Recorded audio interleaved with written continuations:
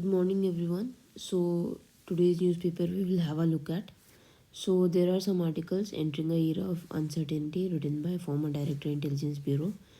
And on the left hand side, you can see the political debate between CM and LG of Delhi. You can skip this article. Below, there is a Benjamin Netanyahu's bumpy road, the political dilemma in Israel. You can again skip it. And on the left side again there is that political turmoil going on in Brazil. You can skip it, not very much relevant. Then this is somewhat relevant, you can read this one. Regarding the budget, there is debate between two people, and if you have time you can read it. In the bottom, the science journalism article you can skip. Then analyzing the cheating in chess, you can skip it again. Governor and the minister at loggerhead in Tamil Nadu. If you have already read such article in the past week, you can skip it. Otherwise, you can read. The explained page article are a bit fine. This text and context page, they have like better comprehension. You can understand these article better. So today I have chosen the article written by the former director, and he writes article with respect to defense spectre and the geopolitical affairs. So it is a good article, we will read about it. Soothsayers seldom read the future correctly. Now the author is saying कि जो सूटसर्स होते हैं, जो future बताते हैं, वो कभी कभी फ्यूचर ठीक से बताते हैं, specially in the realm of Jio politics. And specially किस में, जियो पॉलिटिक्स में, यानी इंटरनेशनल रेल में तो कभी कभी बताते हैं सही. Quite a few soothsayers, however, were partially right at the beginning of 2022 when they said uncertainty and impermanence would dictate the course of the world event that year. पर कुछ soothsayers were partially correct, यानी partially सही थे जब उन्होंने बोला कि impermanence और uncertainty prevail करेगी geopolitics में. ठीक है. This year did witness a spike in geopolitical challenges. मतलब एक spike, एक हाई पॉइंट आया चैलेंजेस में, इंटरनेशनल चैलेंजेस में, and the risk. But no one predicted that 2022 will be a year that would put the world to test. मतलब किसी ने ये प्रिडिक्ट नहीं किया था पर कि 2022 में एक मतलब ऐसा हो जाएगा जो पूरे वर्ल्ड ऑर्डर को टेस्ट पे, मतलब उनको प्रूव करना पड़ेगा अपनी जो सिक्योरिटी डिलेमा है. The Russia-Ukraine conflict, which erupted in February 2022, has become a major disruptor of existing order. जो existing order चल रहा था, जो security spectrum चल रहा था, उसके लिए major disruptor का काम किया है Russia-Ukraine conflict ने. In turn, it has led to one of the largest population shift in modern times. Population का movement हुआ, इसकी वजह से largest population shift. With hindsight, जब हम बाद में सोचते हैं इस बारे में, when we think about it. However, some of this could have been anticipated. Some of it could have been, मतलब उसका है कि ये हमें predict किया जा सकता था. By mid 2021, Russia had become a major build-up around Ukraine. 2021 के मिडल में ही रशिया ने क्या किया था, बहुत सारी सिक्योरिटी फोर्सेस डिप्लॉय कर दी थी बॉर्डर पे. And December 2021 Russia ministry of foreign affairs, उनकी मिनिस्ट्री ने यूएस एंड नाटो से they wanted a promise of not expanding alliance eastward. That NATO is a security alliance between America and the Europe, which states that attack against one is attack against all, and they have been trying to expand eastwards towards the border of Russia. तो Russia's foreign ministry ने उनसे assurance मांगी थी कि आप हमें बताइए कि ऐसा तुम नहीं करने वाले हो.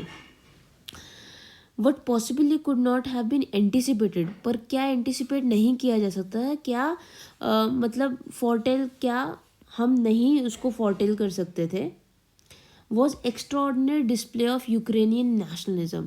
हम ये बता नहीं सकते थे पहले जो यूक्रेन ने अपना नेशनलिज्म, अपनी स्पिरिट शो करी है. And the swift response of west, और वेस्ट ने बहुत तेज़ी से रिस्पॉन्स किया है, including NATO and USA, in rallying behind the Ukraine and extending military and other types of cooperation.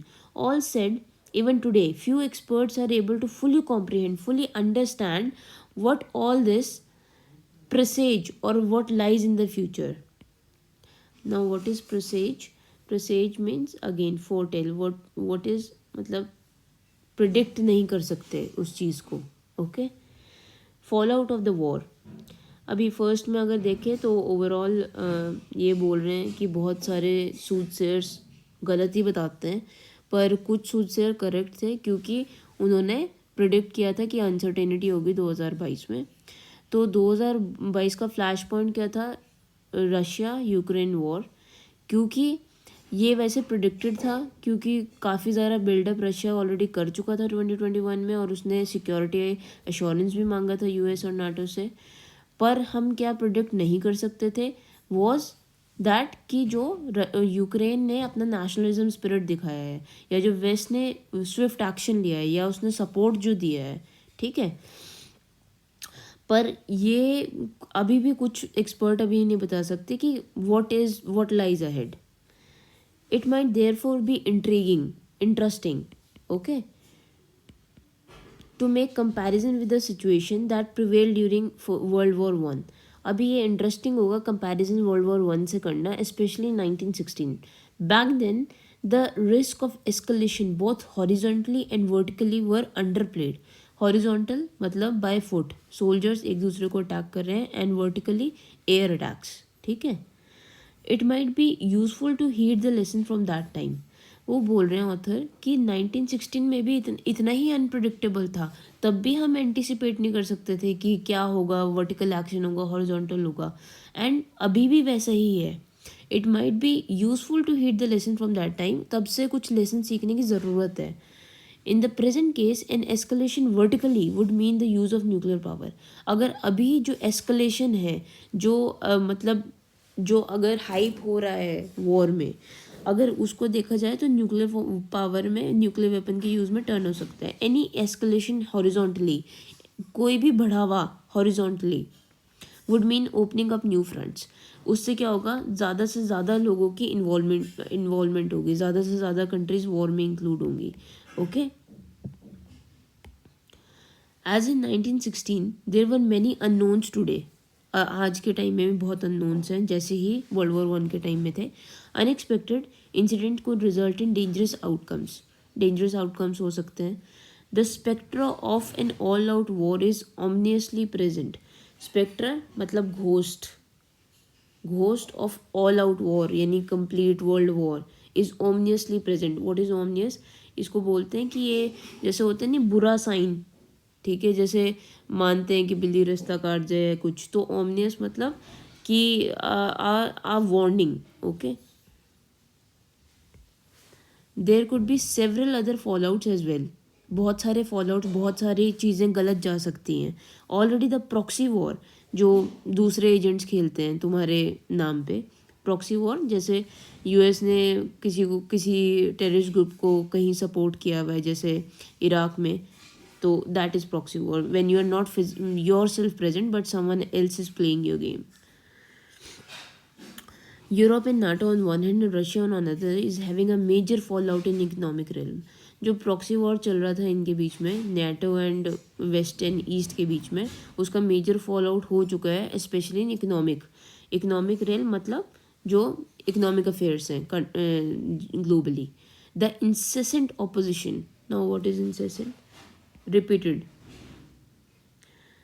Repeated imposition, बार बार बोलना किसी चीज़ को, बार बार लगाना, of sanctions by west and its allies on Russia.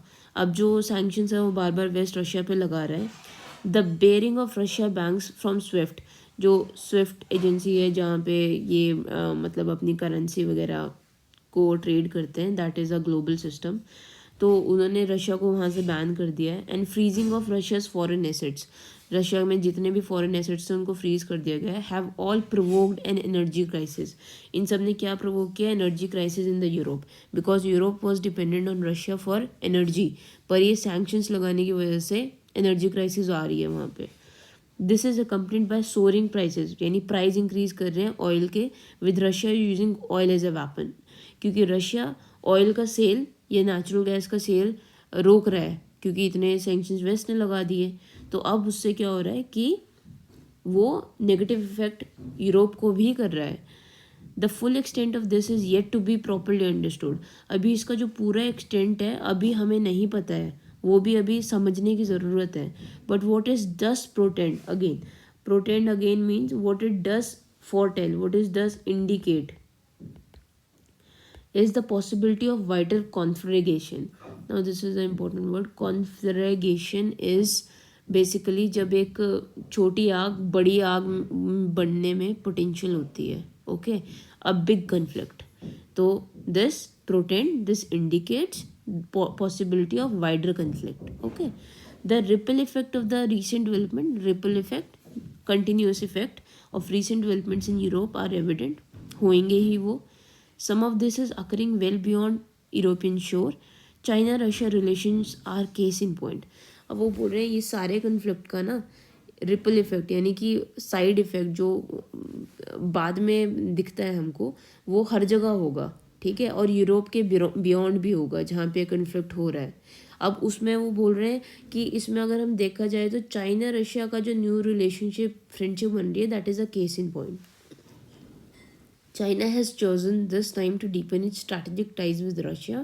Both the countries have said that their relations are enjoying the best period in the history. Both countries have said कि भाई हमारे को रिश्ते तो बहुत ही बढ़िया बन रहे हैं हमारे आज के टाइम में. Furthermore, in the light of heightened concerns of the West, जो वेस्ट के heightened concerns हैं over Taiwan, newer alignments can become evident across Asia. So, West Taiwan को सपोर्ट करता है which has heightened the insecurity of China and that is why it is going to making new alliance with Russia. Increase in the defence spending. अब ये एक दूसरा ripple effect है. अब इस कन्फ्लिक्ट के बाद सारे कंट्रीज अपना डिफेंस एक्सपेंडिचर बढ़ा देंगे. As 2023 has dawned and the arc of instability you can use as a catchy phrase increases. What is also becoming evident is the massive increase in the defense spending by almost every country, notwithstanding the economic stress they all confront. भाई notwithstanding मतलब बावजूद जो economic stress सारी countries जिसके under हैं उसके बावजूद भी वो अपने डिफेंस स्पेंडिंग को बढ़ाने वाले हैं.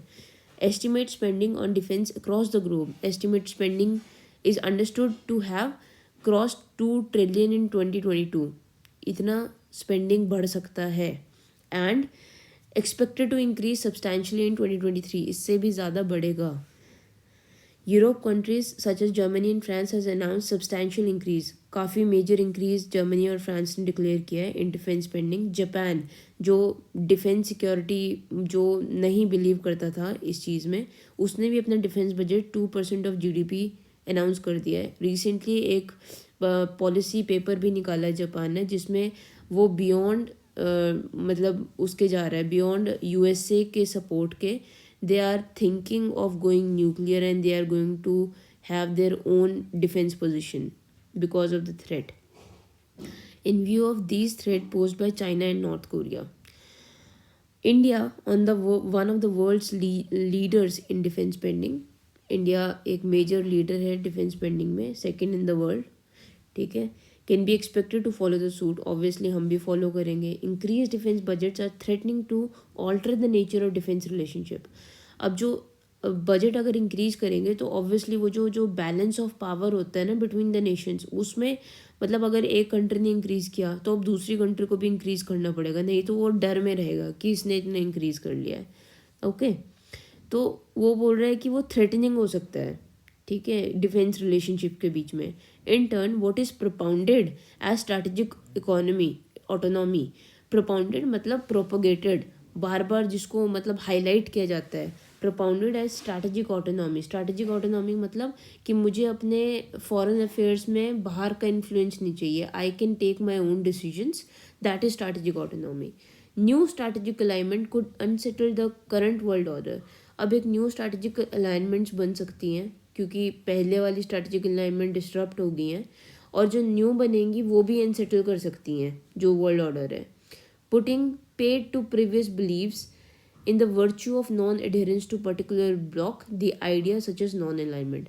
अब ऑथर बोल रहे हैं कि अब जो नई अलाइनमेंट बनने का स्कोप है जो अनसेटल करेंगी वो क्या है, वो पुरानी विजडम को रिफ्लेक्ट कर रही हैं। वो क्या है, पुरानी विजडम क्या थी, जब इंडिया ने नॉन अलाइनमेंट बोला था, कि इंडिया ने बोला था कि हम किसी के साथ अलाइन नहीं रहेंगे, ठीक है, and we will not adhere, मतलब हम किसी एक ब्लॉक को सपोर्ट नहीं करेंगे। तो ये बोल रहे हैं कि जो न्यू स्ट्रैटेजिक अलाइनमेंट है ना, ये क्या है, ये उसी विजडम का नतीजा है, ये उसी विजडम को रिफ्लेक्ट कर रहा है। This year could hence well be the year in which past ideas regarding economic, technological and financial autonomy may come to be altered or given up. जो अभी तक हमारे आइडियाज़ चल रहे हैं इन सब सेक्टर्स में, that will be given up, ठीक है, ऐसा ऑथर बोल रहे हैं। The pace of history will accelerate in 2023 with the war in Ukraine being the major contributing factor. अब वो बोल रहे हैं जो हिस्ट्री की स्पीड है, जो चेंजेस होने वाले हैं, वो बहुत तेज़ी से बढ़ेंगे इन 2023। बहुत सारे चेंजेस हमको देखने को मिलेंगे 2023 में। As the case in point में be India's reliance on military expenditure. अब उसमें से एक चेंज, जो चेंजेस ऑथर जिसकी बात कर रहे हैं, उसमें से एक चेंज केस इन पॉइंट है इंडिया का डिपेंडेंस ओवर रशिया, क्योंकि हम अपने सारे मोस्टली जो डिफेंस इक्विपमेंट्स हैं वो रशिया से ऑर्डर करते हैं, ठीक है। तो हमारी जो रिलायंस, हमारी डिपेंडेंस है रशिया मिलिट्री पे, which has been New Delhi's sheet anchor for many years. Now it is again a catchy phrase. जो हमारी डिपेंडेंस है वो शीट एंकर होता है, मतलब कि अ trusted friend, can be trusted, ठीक है। वो न्यू दिल्ली का वो है ना कि बहुत ही जिगरी दोस्त, बहुत ही ट्रस्टेड दोस्त रहा है for many years. This could change with Russia's equipment faring poorly against the latest western weaponry in the Ukraine conflict. अब हमें ना सोचना पड़ेगा, क्योंकि जो रशिया के इक्विपमेंट है अभी रशिया यूक्रेन वॉर में हमें देख रहे हैं कि उनके इक्विपमेंट फॉल शॉर्ट, मतलब वो उनसे कम है, ठीक है, उनके वेस्ट के काफ़ी एडवांस वेपन है। India's current shift from the professed policy of non-alignment to multi-alignment can possibly help in widening the arc of its defense ties. अब जो हमने अपना आइडिया था नॉन अलाइनमेंट का वो छोड़ दिया और हम मल्टी अलाइनमेंट की तरफ गए, ठीक है, पर उससे ये एक फ़ायदा ये है कि हम अपनी आर्क ऑफ डिफेंस, यानी हम अपना रिलेशन विद अदर कंट्रीज़ ये बढ़ा सकते हैं। और groups such as quad, US, Australia, Japan and India, जो क्वाड एक ग्रुप है, ये ग्रुप ऑफ कंट्रीज़ जो जिसको ईस्टर्न नाटो भी बोलते हैं, US, Australia, Japan, India, going forward gain greater salience in India's defense architecture given the increased tension between India and China. Now, what is salience? The ability to be important. Okay? मतलब ये बोल रहे हैं कि जो quad infrastructure है जो basically बना है for the because of the threat of China increasing Indo Pacific, उसमें क्या कर सकते हैं, इंडिया अपनी ग्रेटर इंपॉर्टेंस बढ़ा सकता है। कैसे? अपना arch of defence in countries के साथ बढ़ा के, ठीक है। India's defense ties with France, especially in the era of state-of-the-art defense equipment, appears to set grow in 2023.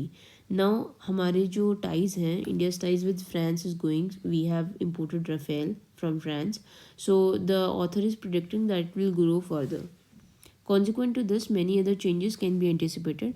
बहुत सारे और changes anticipate कर सकते हैं. Terms like strategic autonomy have already lost their meaning, given the fact that the war in Ukraine has brought home to Europe and other countries the fact that Ukraine, or other for that matter any country in Europe, could not have withhold the Russian offensive without US and NATO. The same conclusion is likely to dictate the thinking of countries in Asia when confronting major bullies like China.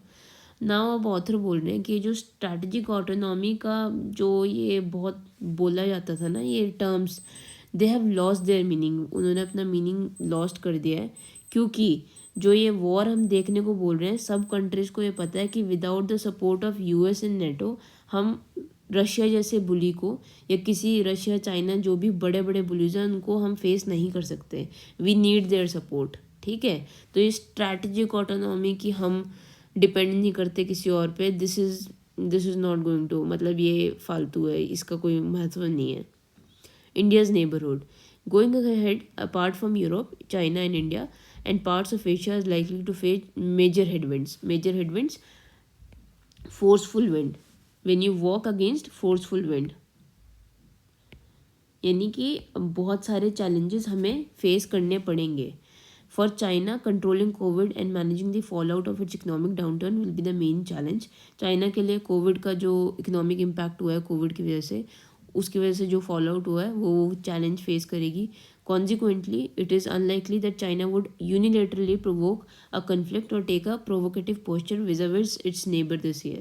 तो इसके मतलब जो COVID का fallout के चक्कर में हमें समझ सकते हैं कि इस साल तो कोई यूनिलेटरल प्रोवोक नहीं करेगी वो, यानी यूनिलेटरल मतलब अपने मतलब from one party without provocation. ठीक है, किसी ने प्रोवोक नहीं किया, खुद से ही कर दिया.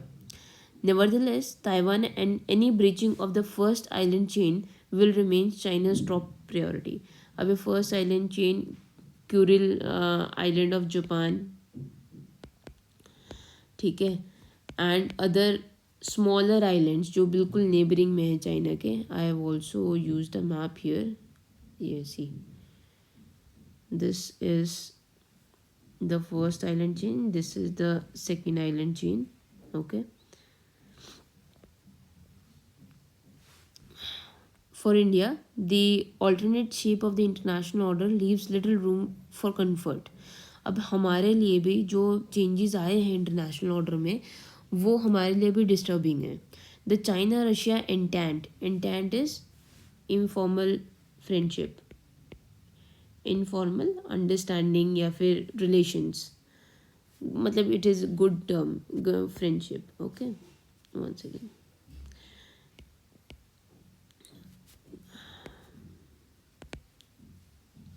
creates a dent in India's long-standing strategic relationship with Russia. Dent मतलब हमारे लिए एक वो बम्प है, हमारे लिए एक डिफ़िकल्टी है. The impact of which could be far-reaching. इसका far-reaching impact हो सकता है. Meanwhile, the absence of settled border with both China and Pakistan will continue to plague India. और जो हमारे unsettled borders हैं दोनों LOC and LAC with Pakistan and China, वो हमें बीमार मतलब that will always sick in India. Many areas along the China India border will remain live. कुछ कन्फ्लिक्ट बॉर्डर एरिया पे चलते रहेंगे, वो लाइव रहेंगे. And incident such as recent one in Yangtse, जो यांजी रिवर पे अरुणाचल में अभी इंसिडेंट हुआ, दैट कुड वो रिपीट होंगे. But a major conflict appear unlikely. But एक बहुत मेजर कन्फ्लिक्ट अनलाइकली है, मतलब नहीं होने के चांसेस हैं. Pakistan mired in its own internal problem. Mired मतलब दलदल में फंस जाते हैं ना, दैट इज़ फिक्स्ड, मतलब अपने दलदल में खुद फंसे हुए हैं. ओन इंटरनल प्रॉब्लम है, economic difficulties and unlikely to pose a major threat in 2023. Pakistan से भी कोई ज़्यादा मेजर थ्रेट नहीं है. Nevertheless, Pakistan provocation and use of terror module are likely to continue, leading to sporadic attacks in Jammu and Kashmir. पर इसके बावजूद भी पाकिस्तान का जो यूज़ ऑफ टेरर ग्रुप्स है ना वो चलता रहेगा. लीडिंग टू स्पोराडिक अटैक्स मतलब not well timed, at differently timed. ठीक है. During 2023, India will also find itself hemmed in by other problems that have emerged in South Asia. बाकी India will also be occupied with other problems. In Nepal, the new government appears tilted towards China and could become a problem. Afghanistan under Taliban will remain an issue. Nepal की government China की तरफ tilted है, अफगानिस्तान में तालिबान का rule है. But more problematic is rising the curve of terrorist activities. बस ज़्यादा problem क्या है? Increasing terrorist activities emanating arising from these spearheaded emanating from there, मतलब जो वहाँ से इंक्रीज हो रही है टेररिस्ट एक्टिविटी अफगानिस्तान से, spearheaded by groups such as Islamic State Khorasan Province ISIK, spearheaded, headed by, led by. ठीक है. India's relation with both Sri Lanka and Bangladesh appears delicately poised, यानी कि balanced, okay, and will require employing deft diplomacy. What is deft? Skillful. This year may not, however, see major challenges in India's relationship with most countries of the West. It may test whether India's long term preference for non interventionist strategic culture is paying dividend in its neighborhood or not. अब वो author बोल रहे हैं कि इस बार कोई बहुत major changes तो हम देख नहीं पाएंगे इंडिया के मतलब relationship with the western countries, but क्या है कि इस जो हमारा जो ये नॉन इंटरवेंशनिस्ट हमारा जो स्ट्रैटेजिक ऑटोनॉमी है, ये एक मेजर टेस्ट होगा क्या कि इंडिया, क्योंकि हम जो दूसरी countries in the south east हैं उनके साथ इंटीग्रेट करेंगे, सो इट विल शो कितना हमारी पॉपुलैरिटी है with this philosophy of non intervention from the west. ठीक है. All indicators are that while terrorism will remain in omnipresent, terrorism जो है वो omnipresent everywhere. Major terror attacks में not occur, मतलब बहुत ज़्यादा टेरर अटैक्स नहीं occur होंगे. Nevertheless, the Islamic State, mainly the ISIK, has shown signs of revival, and its role in activity in Afghanistan are the proverbial tip of the iceberg. अब ये क्या है? Proverbial यानी use of proverb, तो वो proverb use करेंगे. Tip of iceberg यानी कि वो नहीं है कि समुंदर के ऊपर एक टिप दिखता है पर उसके नीचे बहुत बड़ा प्रॉब्लम छुपा हुआ होता है. So this is used as a proverb जब हम कुछ बोलते हैं. So tip of an iceberg, hence the world में need to be on its guard in 2023. तो सजेस्ट करें कि भाई ये जो टेररिस्ट एक्टिविटीज़ हैं ये जस्ट एक इंडिकेटर है और इसके नीचे बहुत बड़ी प्रॉब्लम लाई करती है, तो वर्ल्ड को अपनी उस पर होना चाहिए, गार्ड पे होना चाहिए. तो अगर हम ओवरऑल देखा जाए तो जो ऑथर हैं वो पास्ट, प्रेजेंट और फ्यूचर तीनों चीज़ों के बारे में बात कर रहे हैं कि कैसे डिफेंस सिक्योरिटी थ्रेट हो सकता है. नाउ वो पहले बोलते हैं कि हमने प्रोडिक्ट नहीं किया था पर एक मेजर कन्फ्लिक्ट हो गया रशिया और यूक्रेन का, जिसने डिस्टेबलाइज कर दिया पूरे वर्ल्ड ऑर्डर को. ठीक है. तो इसका हम रिलेशन फाइंड आउट कर सकते हैं 1916 में वर्ल्ड वॉर 1 के टाइम पे. तब भी हम प्रोडिक्ट कुछ कर नहीं सकते थे पर उससे हमें लेसन्स लर्न करने की ज़रूरत है. ठीक है. और एक मेजर इशू मतलब वो प्रेजेंट है, a spectre of ghost is present, कि बहुत बड़ा कन्फ्लिक्ट हो सकता है. देन वो बोल रहे हैं कि जो अभी प्रॉक्सी वॉर्स चल रही हैं और जो सैंक्शंस चल रहे हैं फ्रॉम बोथ द साइड, उसने डिस्टेबलाइज वर्ल्ड इवेंट्स को कर दिया है. इकोनॉमिक फॉल आउट सारी कंट्रीज़ का चल रहा है. अब इससे इम्पैक्ट क्या होगा प्रेजेंट डे में? इससे इम्पैक्ट ये होने वाला है कि डिफेंस स्पेंडिंग सारी कंट्रीज़ बढ़ा देंगी, यूरोप की कंट्रीज़ बढ़ा देंगी और ऑब्वियसली जापान और other small countries are also increasing, India will also भी इंक्रीजिंग. तो इससे क्या होगा, जो आर्क ऑफ डिफेंस स्टेबिलिटी थी ना between countries, that will B disrupted. तो अब फिर ऑथर बात कर रहे हैं कि भाई जो अब जो हमारी स्ट्रैटेजिक ऑटोनॉमी थी उसका कोई महत्व ज़्यादा रहा नहीं है, क्योंकि वी आर नाउ कंसिडरिंग कि बोथ द कंट्रीज़, मतलब all the countries if they need security against the bullies, they need support from major alliances from anywhere like west और ईस्ट. ठीक है. उसके बाद ऑथर ये बोलते हैं कि इंडिया के लिए ज़्यादा कुछ प्रॉब्लम नहीं है. चाइना अपने प्रॉब्लम्स में व्यस्त है क्योंकि उसको कोविड का देखना है, पर कुछ कुछ अटैक चलते रहेंगे बॉर्डर पे. पाकिस्तान अपनी प्रॉब्लम्स में फिक्स है, उसका इकोनॉमिक ग्रोथ जो कंट्री का चल रहा है वो सही नहीं है. तो पर वो फिर भी टेरर मॉड्यूल्स को यूज़ करता रहेगा and there will be sporadic attacks in the Jammu and Kashmir. On the other hand जो सबसे बड़ा थ्रेट है वो कमिंग फ्रॉम ISIK, जो वहाँ पे अफ़गानिस्तान में एक्टिव है. और इसके लिए इंडिया को डेफ्ट मतलब बहुत स्किलफुल डिप्लोमेसी यूज़ करने की ज़रूरत है with Taliban. And so major conflict India में होने का बहुत कम चांसेस है, बट वर्ल्ड ऑर्डर को ऑन गार्ड रहना पड़ेगा ताकि वो जो कमिंग चैलेंजेस हैं उनको फेस कर सकें. So I hope it helped, and this I will post in the Telegram channel, and I will send the picture of all the editorials that are important with the word meanings. Thank you so much.